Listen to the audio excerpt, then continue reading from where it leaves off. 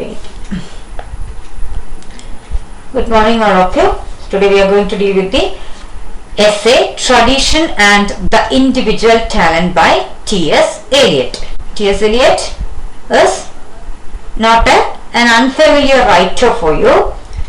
You have already come across T.S. Eliot as a writer, his major writings, the features, everything in History of English Literature paper. I don't know whether teacher has already started dealing with the writer or the century in which he belongs to. Actually, he's an American-born British poet, English poet, sorry, American-born English poet, and of course of the 20th century, not the very early critical writer, but belongs to the modernist time. Because modernism, if I refer the term, you know, the 20th century literature, now how to divide between or to talk in between, talk about writers and their contributions on behalf of the century wise division, time period wise division. All these you know how to do with in connection with your history paper as well. Okay, we divide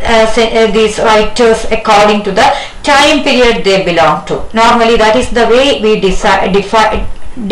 divide the time structure, time periods, and we discuss the certain writers inside a particular slot. That is 16th century literature, 17th century literature. Sometimes it is in connection with the movements or something that had been very prominent, like romantic writers. Then we do not talk about the century, but about a particular movement that they belong to. So the numerous ways are there for us to categorize or to discuss the writers. And of course, I would like to tell you, T.S. Eliot is not only a writer but also also prominent as a literary critic. So what is the difference between that? This activity of criticism is very different. It's not as you write down something. It's not just a creative activity, but something extra. You're reading and you're commenting, you're analyzing, and you're finding out. Literary criticism as the paper we are dealing with. Already you know you are introduced with criticism. The very beginning itself I gave you the idea. It's not the usual way of criticism that holds negative a sense, that is you are opposing a person, you are just criticizing, you know. This is about analyzing. You are trying to analyze. Sometimes it may be positive, sometimes it may be negative, sometimes you are just commenting on a work of art. Whichever is possible, or anything is possible in that case. You get the point? Yeah. So, in the same way, here we have to understand Eliot's major works. You will be introduced to, if you are not. One major work you might have come across, that is Wasteland. And he is one of the proponents of the practitioners of modern tendencies, modernist writings. Modernism, you know, lamenting for the past, lost past, the nostalgia for the losses, the former lifestyle, the harmonious living. And of course, we discussed modernism in connection with those events after the World War. The world as a whole shattered, the harmonious existence, the peaceful living, economic and cultural stability, everything, consistency was out of reach, and a group of writers began to lament the past through their writings, and that was actually the coming of the introduction of modernism. And what was one of the major features of modernist writings was this fragmentation. As the world is already scattered, your writings have to be like that. Only such writings can signify the reality of such a world which is already scattered. It's not harmonious. So what is the point in your making a lot of writings which are very romantic, very harmonious, consistent. A hero without having much difficulties, in a very romanticized notion, hero and heroine living there, and everything else is for their support. Such a life is not at all there. After World War, everything, even the Western centers began to be shaking, began to be affected. So this is the point at which modernism came. And of course, without having an idea about T.S. Eliot, there is no point in our discussing the essay. Or modernism as such doesn't come for the discussion here. But of course, we have to know or to be aware how these writers, the modernist writers, took it as one of their major what we can say, major outlook, but they wanted to take it as their tendency, or in one way or the responsibility to lament the past. It's of course like a responsibility. This world is like this. This has shattered. And to talk about the reality, let us write poems of this kind.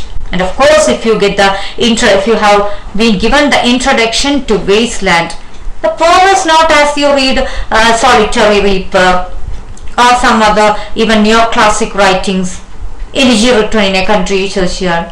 You have a beginning, proper beginning, and the way the subject matter is told. If you are aware of the terms, and even just about the unfamiliar terms, if you go and check out in a dictionary, you can easily understand any poems of that kind. Sometimes you may find it very difficult with some tough symbolisms or imagery or some poetic devices. But Wasteland is not like that. It is even tough. It's a notoriously difficult poem. I tell you, that is commonly told about Wasteland.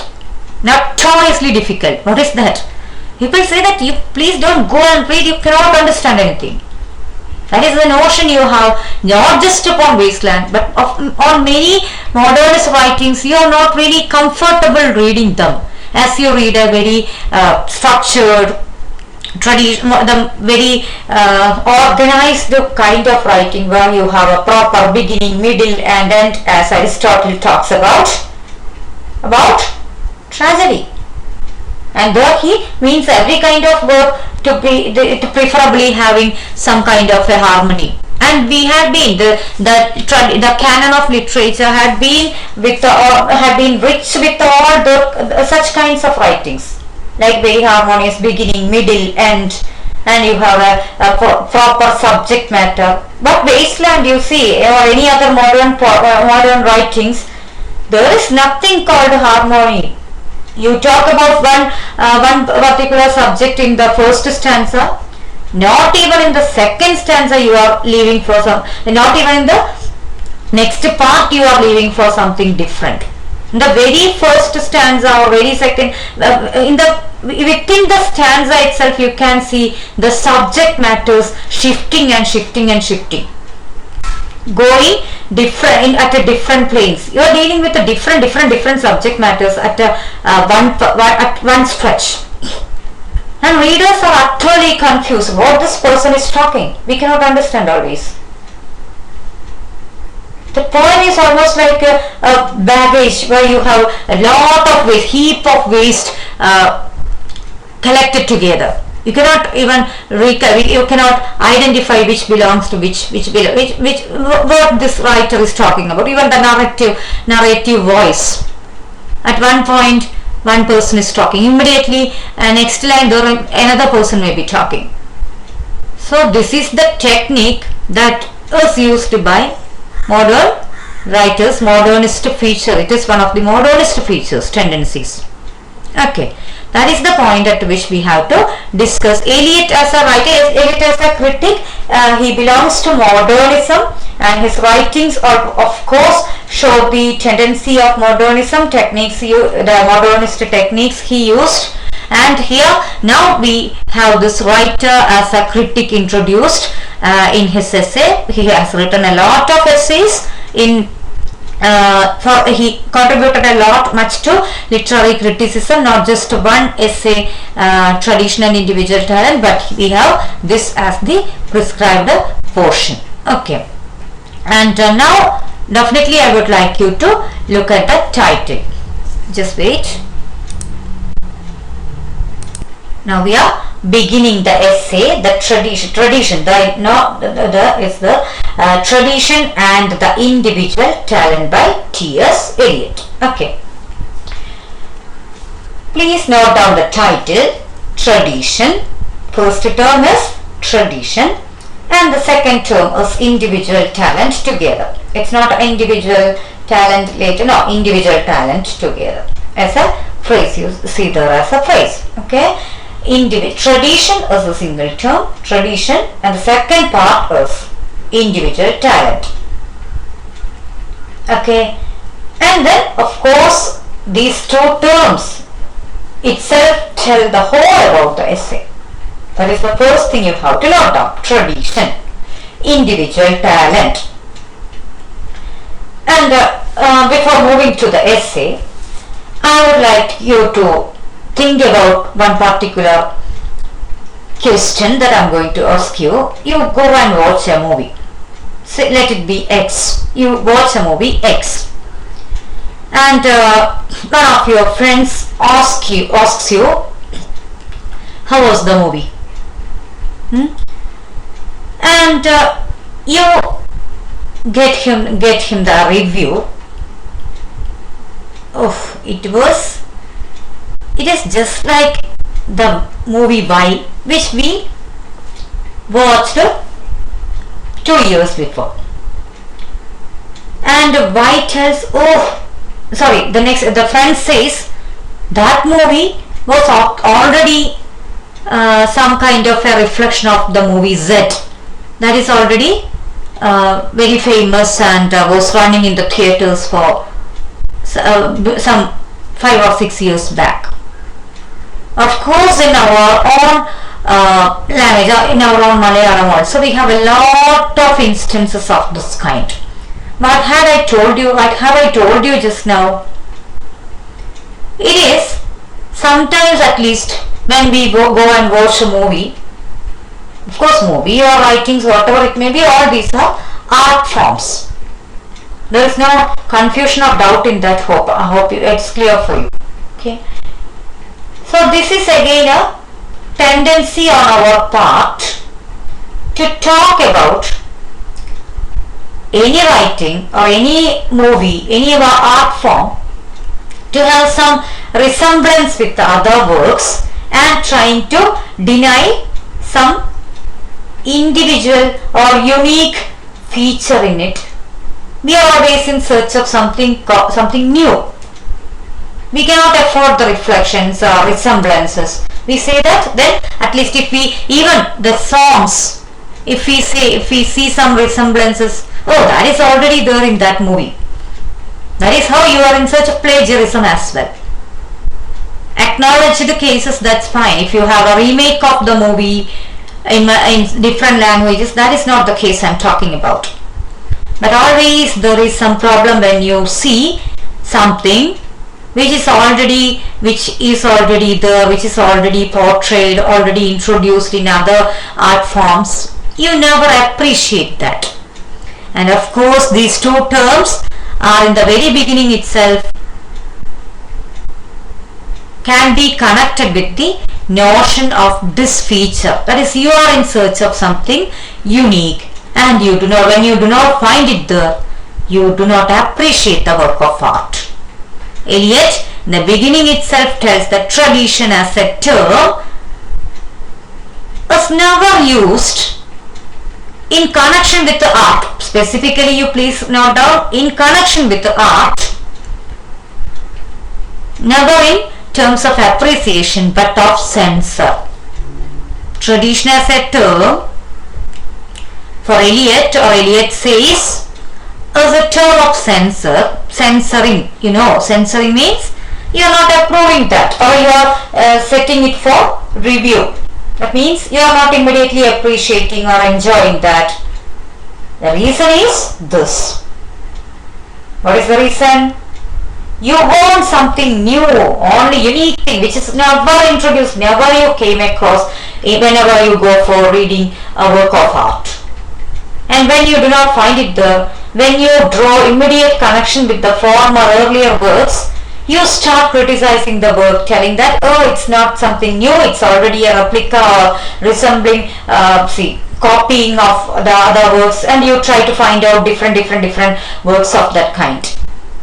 I gave you the example of movie for making it more clear, because we all might have done the same. Oh, that is the same thing that you saw there.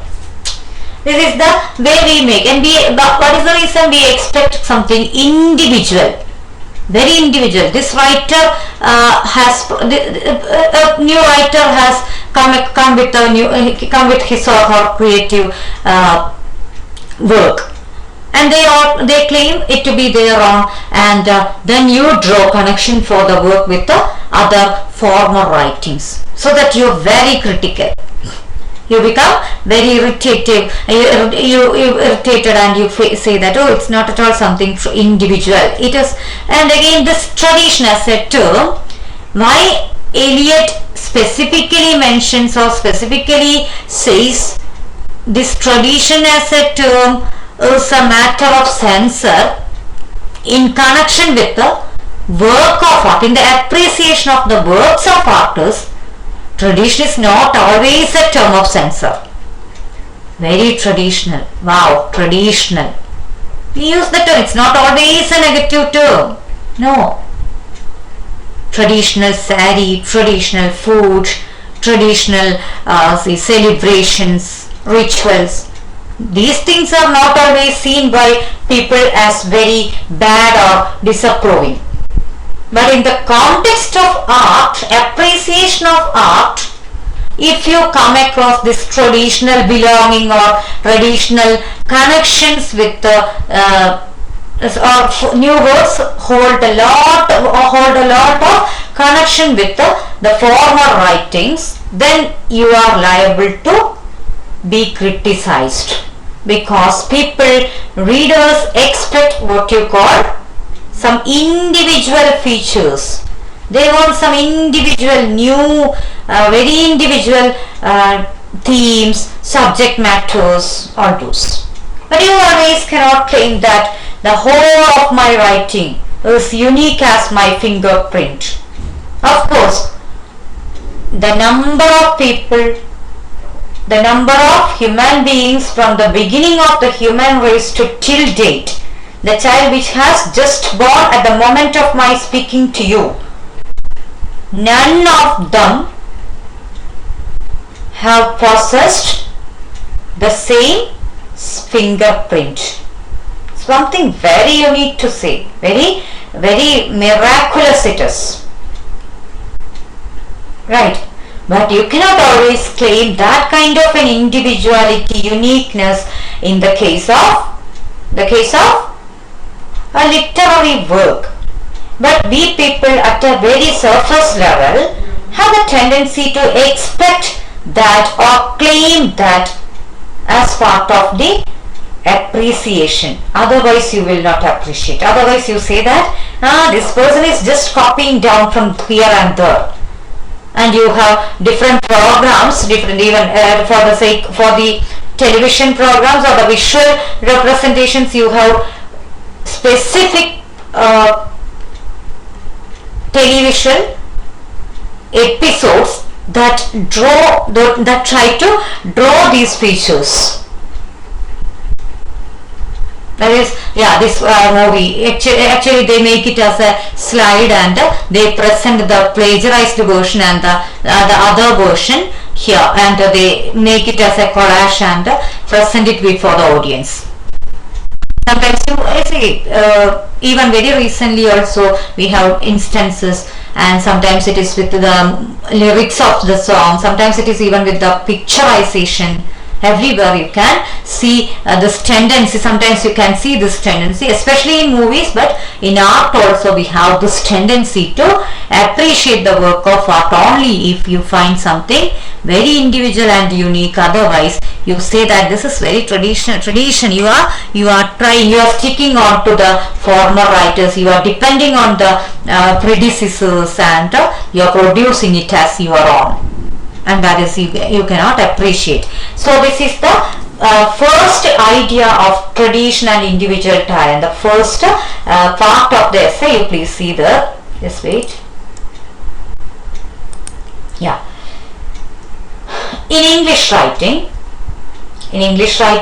we seldom speak of tradition, though we occasionally apply its name in deploring its absence. We cannot refer to the tradition or to a tradition. At most, we employ the adjective in saying that the poetry is so and so is tradition, or even too traditional. In English writing, we seldom speak of tradition. What do you mean by seldom speaking of tradition?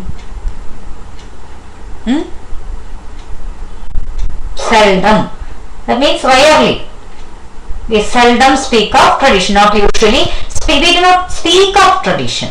But what do we do instead? Though we occasionally apply its name in deploring its absence. That means you appreciate a work of art for the reason that it is not very traditional. It is something very new.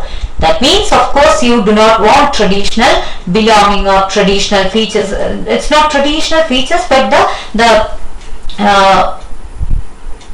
resemblance or the concepts, literary parts, themes taken from different former writers. So only deploring its absence and you appreciate the work of art means you do not want the tradition or the past belonging in the case of creative writings anywhere. Okay? Hope it is clear. That is, traditional alla ennu adine kurichu koodu samsarikkunnilla. We do not talk about tradition much. പക്ഷെ എന്താ, അങ്ങനെ അല്ലാത്ത വർക്ക്സിനെ നമ്മൾ appreciate ചെയ്യാനുള്ള tendency കാണിക്കുന്നു. അതിന്റെ അർത്ഥം എന്താ? നമുക്ക് ട്രഡീഷൻ വേണ്ട. ട്രഡീഷൻ എന്ന് പറയുന്നത് നിങ്ങൾ ഒരിക്കലും ഈ പറയുന്ന, ഞാൻ ഓൾറെഡി അത് പറഞ്ഞു, ട്രഡീഷൻ എന്ന് പറഞ്ഞ ടേം എപ്പോഴും സെൻസറിന്റെ ടേം അല്ല. ഇൻ ഇംഗ്ലീഷ് ലിറ്ററേച്ചർ നമ്മൾ വർക്ക് ഓഫ് ആർട്ടിനെ അപ്രീഷിയേറ്റ് ചെയ്യുന്നിടത്ത് മാത്രമാണ് ട്രഡീഷനെ ആയിരിക്കും ഇഷ്ടമില്ലാത്തത്. അല്ലാത്തടത്തൊക്കെയും ട്രഡീഷണൽ ഫുഡ് കൾച്ചറിലൊക്കെ നമുക്ക് എപ്പോഴും അപ്രീഷിയേറ്റിംഗ് ആണ്. ആ ട്രഡീഷനുമായിട്ട് ഇതിനെ കണക്ട് ചെയ്ത് ഇത് നിങ്ങൾ ഓർമ്മിക്കേണ്ട. ഈ ട്രഡീഷൻ എന്ന് ഇവിടെ പറയും, the context of this essay, whenever you hear this term, you have to think about this as a kind of connection, or the way people draw from for their new writings. If people take from the former writings, the prior writings, the predecessors, that is taken to be a kind of act of copying down, or kind of something. You are not genuine, you are not individual, you are depending on others, and that is not appreciated in the English criticism, or especially you are talking English writers, English writing, English literary criticism Eliot is talking about here. We cannot refer to the tradition or to a tradition.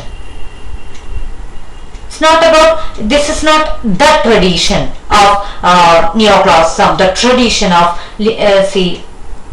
romanticism, not that also he means here, or a tradition. A tradition you mean when you write down in that way, a tradition. That means, of course, you are specifically mentioning something.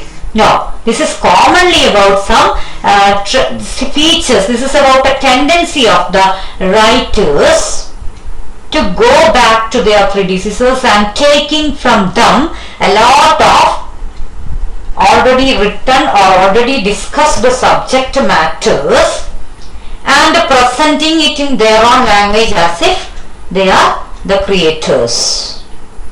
As if they are creating. Okay? And that is never appreciated in English literary circle. That's what Eliot says. At most, we employ the adjective in saying that the poetry of the so and so is traditional, or even too traditional. So we say that It's traditional. So and so. In we mention a person's name. Say for example, X or Y. This woman's form is too traditional, or traditional, even too traditional means, oh, she writes as if already it's already, her themes are already there. I read it here and there. I read it in that writer. I read it in this writer. So you mention it in that way and you criticize them as they are very traditional, too traditional. Seldom perhaps does the word appear except in a phrase of censure. So that this phrase doesn't appear, actually we do not want to talk about the term, and never it is used for appreciating but for censure. If otherwise, it is vaguely approbative with the implication as to the work approved of some pleasing archaeological reconstruction. Otherwise you say that if it is an archaeological reconstruction, then you say that, yeah, I am remaking such and such film, or I am rewriting, it's a kind of restructuring of this work or that work. That's fine. But it is vaguely approbative. Approbative means praising. To use something to praise something. Approbative. Vaguely approbative with the implication as to the work approved of some pleasing archaeological reconstruction. Otherwise, if you claim that your work is new and you are presenting something from other writers of the past, you are never going to be appreciated. Remaking or remakes of films you might have seen. The same way you can write some, restructure some former writings, but that you are presenting as such. You say that in the very beginning itself, this is the remake of this movie or rewriting of this or that work. That is, then you do not have to be worried about this criticism, but you present it as your new writing, your new poetry, your new drama or novel, and people find a lot of resemblances in other former writers, so that you will be criticized like anything. Okay, please don't write down the attendance now. No, write down the attendance, not needed now. I will take it. You can hardly make the word agreeable to English ears without this comfortable reference to the reassuring science of archaeology. You can hardly make the word agreeable to English ears. That is it. So specifically he mentions the English literary activity or English literary circle, where this term is never taken as a term of appreciation. So without this comfortable reference to the reassuring science of archaeology. Okay, if you talk about archaeological and archaeological features, archaeology, you know how they study the monuments and the past traditional things, but that is fine. Never you can expect that comfort if you discuss this tradition as a term in the context of your appreciation of the literary work or art. Okay, so that is the point made clear in the first paragraph by Eliot. It is tradition in connection, in the context of appreciation of the art, different art forms, is a term of censure. It is never taken as an appreciation.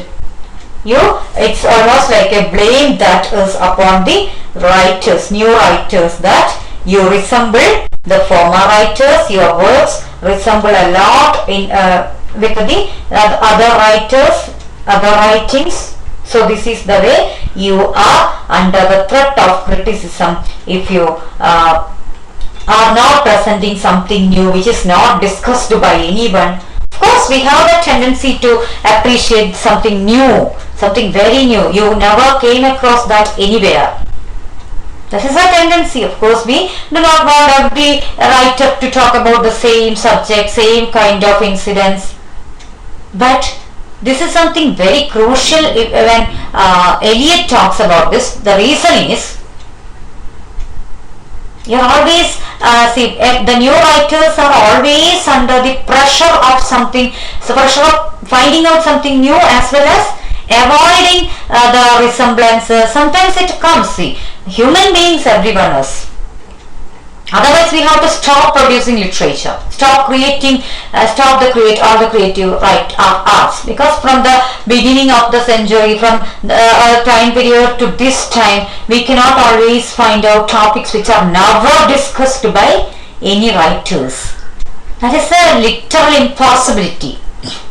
The only possibility is to present something which is not entirely new, or everything is at least known to some human beings. Whatever we write about in creative writing, creative work of art, even though it is not featured in some work of art, we know that at least a human being's life, we can at least think about. So you cannot always say that even if it is not written by someone, it is there already. Okay, so this obsession with something very individual, something very new, is what Eliot is going to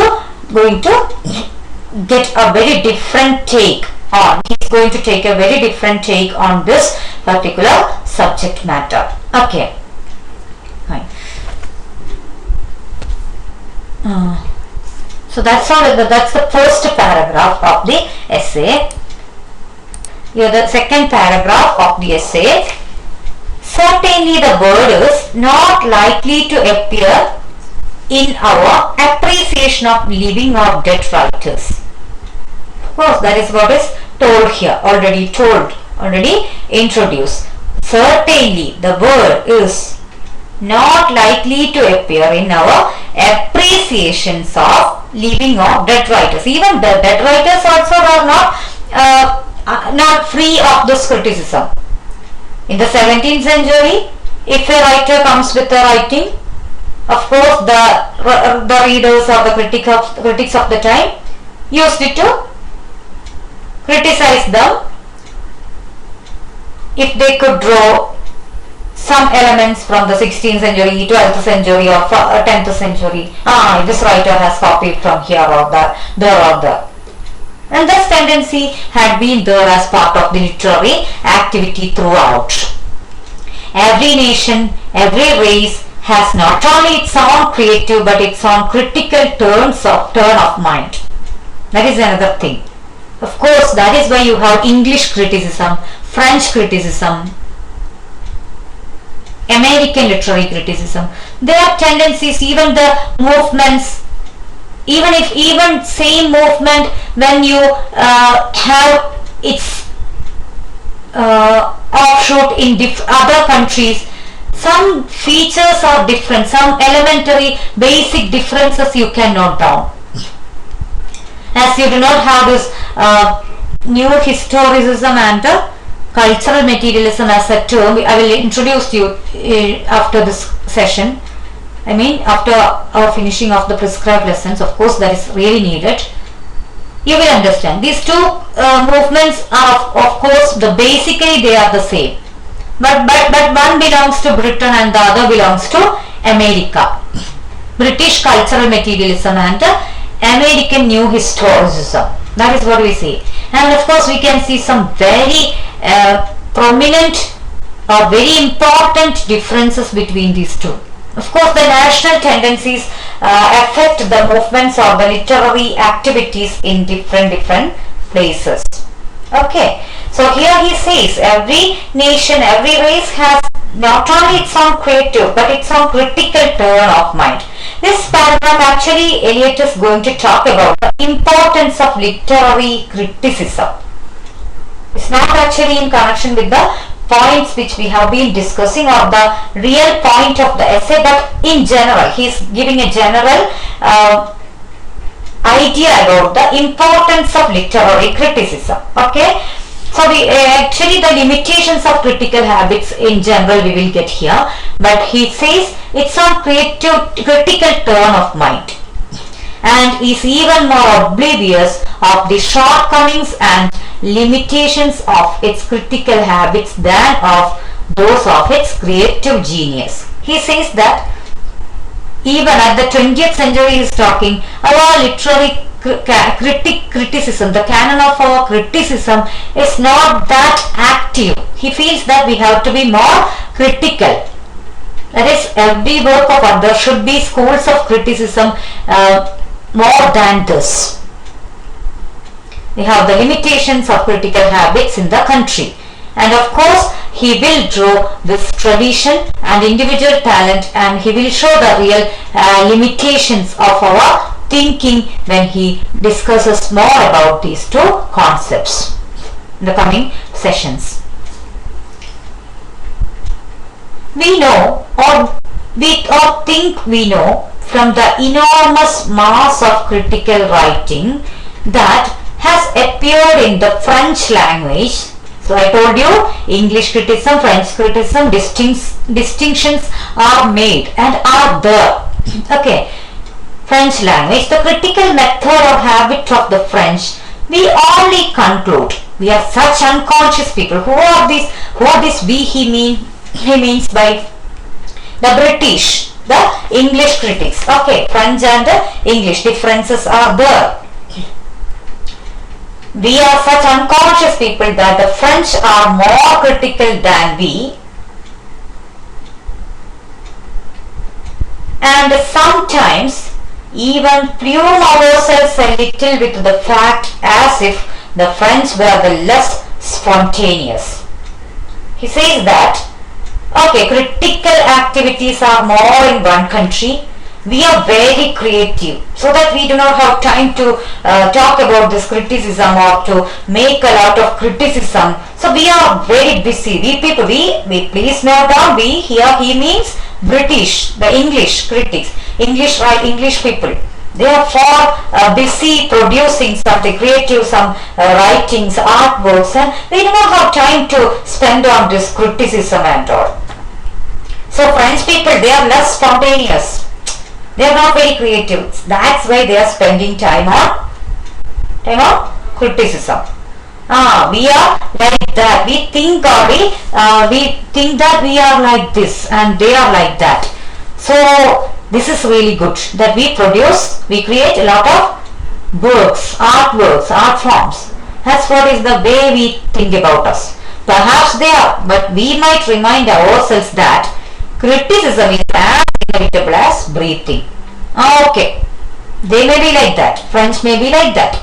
We do not have to go with a scale and some other measuring instruments to see whether how the depth of their creativity, the depth of their criticism. No, but we have to make sure one thing.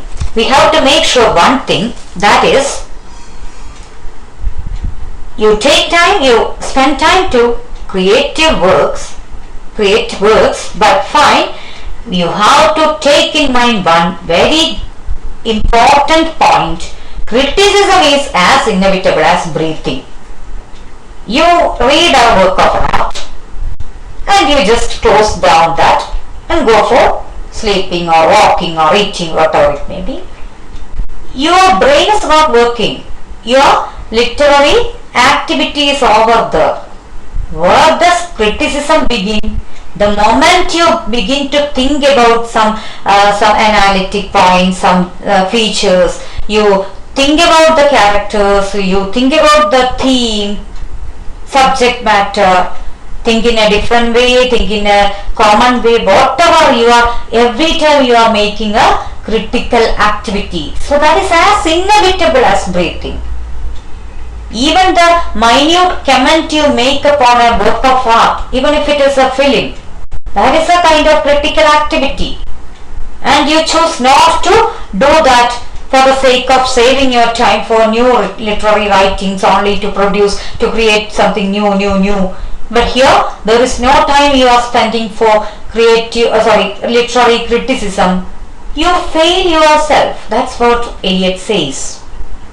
Okay. So of course English tradition had been running short of very serious criticisms formerly in the past. Actually 20th century witnesses a lot of very serious critics like Eliot. They were of course running short. There were people, of course there were people, but some of their critical writings were not that qualitative. They were running short of quality.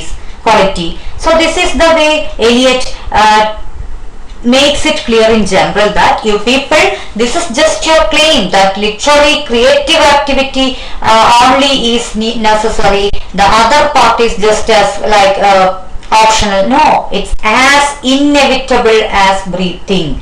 Means inevitable means you cannot avoid, you cannot stay away from that. It's very important must that it is must that you criticize, you analyze, or you interpret a work of art after your reading process.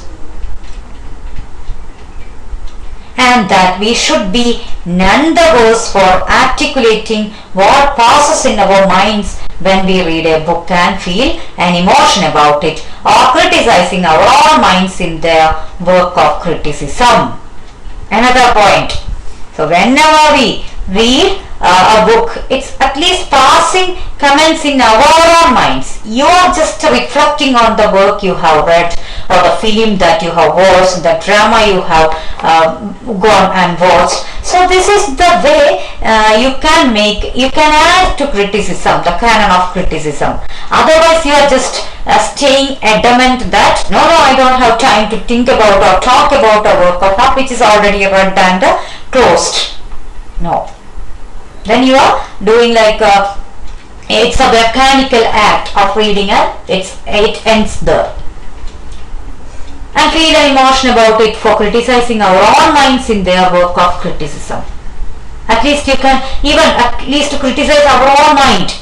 We know how work of arts, the certain incidents in certain literary portrayals can change our perceptions even, our perspectives even.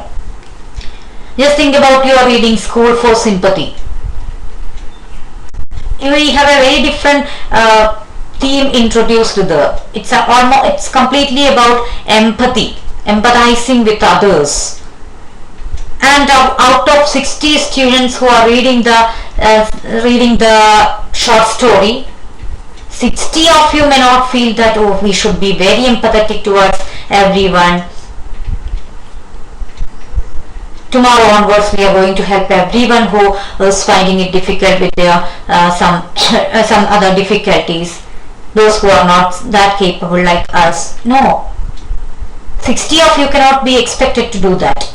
At least 1 or 2 of you begin to think in that way. The work of art is successful in its moving feature, in its moving capability. Of course you are not going to do that, but still at least you begin to think that this is very necessary. That also is a kind of criticism you are making.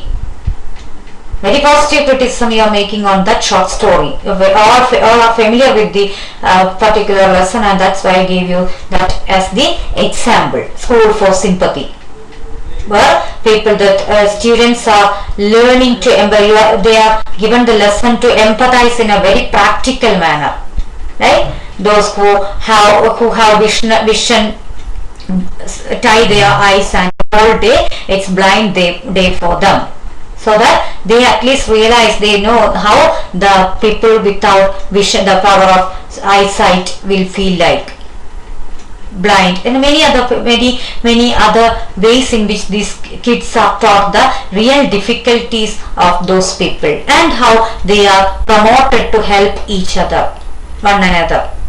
Okay, so this is the way you have a tendency to think about. At least when you read that short story, you people start thinking about that, and that also is a kind of criticism. Analyzing your mind, you make passing remarks in your minds and feel an emotion about it. You feel for the school, Miss Beam and the kids there.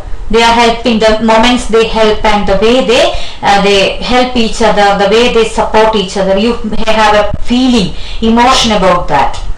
Not just one work, you can think about any work of art.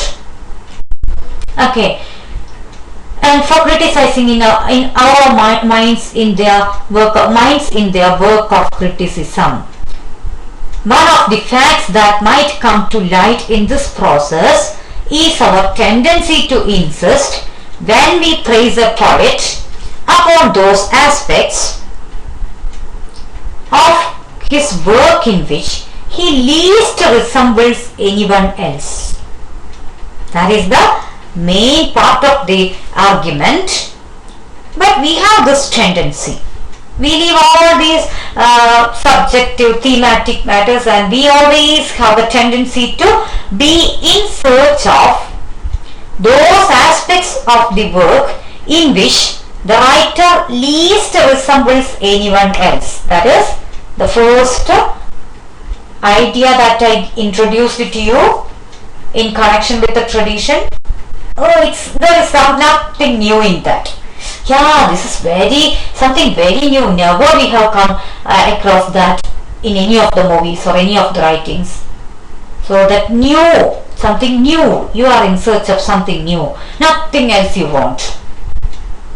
That tendency is opposed by Eliot here. Insisting to praise a poet upon those aspects of his work in which he least resembles anyone else. In these aspects or parts of his work, we pretend to find what is individual, what is the peculiar essence of a man. In these aspects, we pretend to find what is individual. Then then comes the question, what is individual? Okay, you are in search of individual parts, individual themes, individual subject matters. So of course it is good that you would define it first.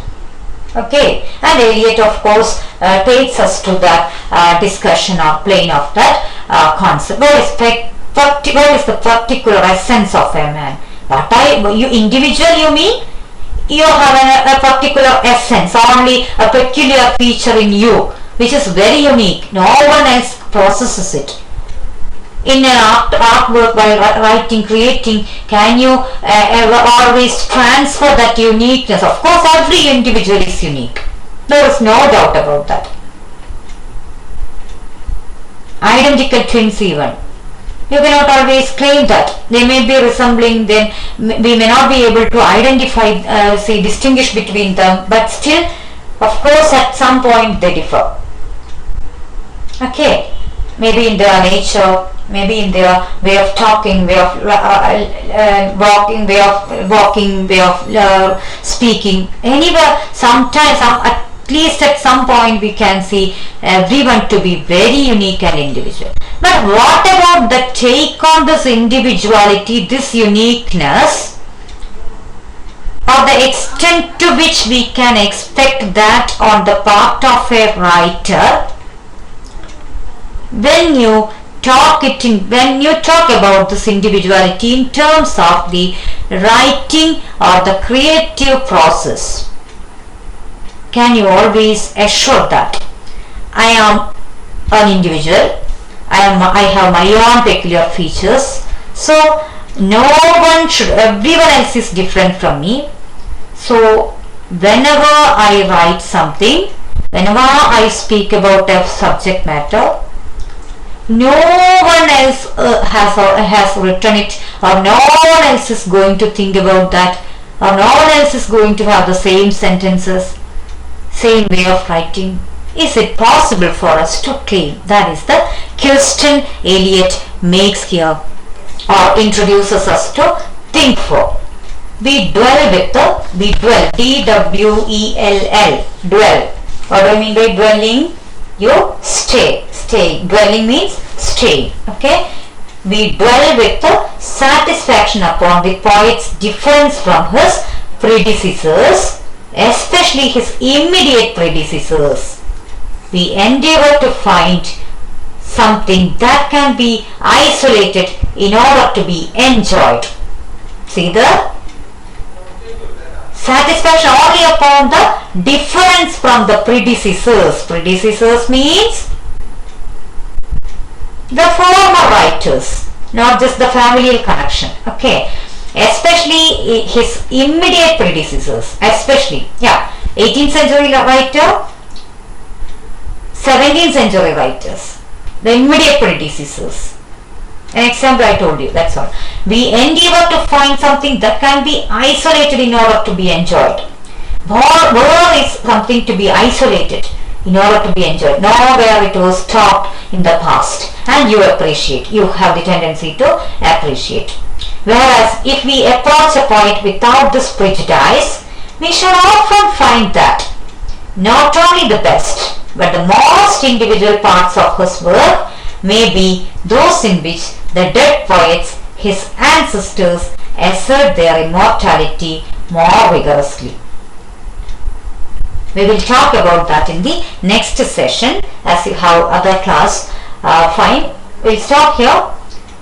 Maybe having it's already exceeded, time is already exceeded. This part is to be explained in that much detail, and I do not want to make it in a hurried fashion. Okay, fine. Thank you so much for listening. For the time being, you leave. Okay, you just get me the attendance first and then leave.